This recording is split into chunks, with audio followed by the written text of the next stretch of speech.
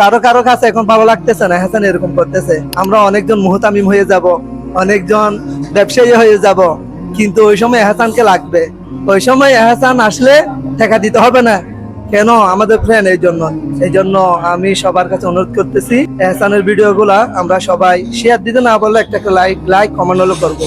তো গাইস, আমি বলতে চাচ্ছি, মনে করেন আমরা এখন লেখাপড়া প্রায় শেষের দিকে, কেউ তো এখনো চাকরি করতেছি বা অন্যান্য কিছু কর্ম করতেছি। আমাদের ফ্রেন্ডের মধ্যে কেউ বড় কিছু হোক, বিজনেসম্যান হোক বা মুহতামিম হোক, মানে এরকম বড় কিছু হোক, এটা আমার আশা। আমি দোয়া করি, আশাও করি। তো এহসান তো এখন পড়তেছে এবং পড়ার পাশাপাশি কন্টেন্ট ভিডিও না, তো আমি বলতে চাচ্ছি আমাদের ফ্রেন্ডের মধ্যে যারা আছেন, এহসানের ভিডিও গুলো সবাই শেয়ার দিবেন। শেয়ার না পারলে কমেন্ট করবেন, কমেন্ট না পারলে একটা লাইক হলো দিবেন। তো মনে করেন আমাদের তো কমাস কম তো 20 জন ফ্রেন্ড আছে। একজন মানুষের সাথে কমাস কম 1000 মানুষের সাথে বা 5000 মানুষের সাথে কি থাকে, ফ্রেন্ড থাকে। তো আমরা যদি প্রত্যেকজন বন্ধু যদি একটা শেয়ার বা লাইক কমেন্ট করি, অনেক লোক দেখবে। এটার জন্য আমাদের ফায়দা হবে। কেমন ফায়দা? লেখাপড়া করি বা না করি, আমরা অনেকজন মুহতামিম হয়ে যাব, অনেকজন ব্যবসায়ী হয়ে যাব, কিন্তু ওই সময় এহসানকে লাগবে।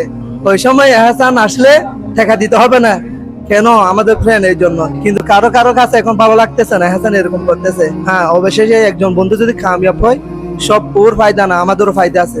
এই জন্য আমি সবার কাছে অনুরোধ করতেছি, এহসানের ভিডিও গুলা আমরা সবাই শেয়ার দিতে না বললে একটা লাইক কমেন্ট হলো করবো।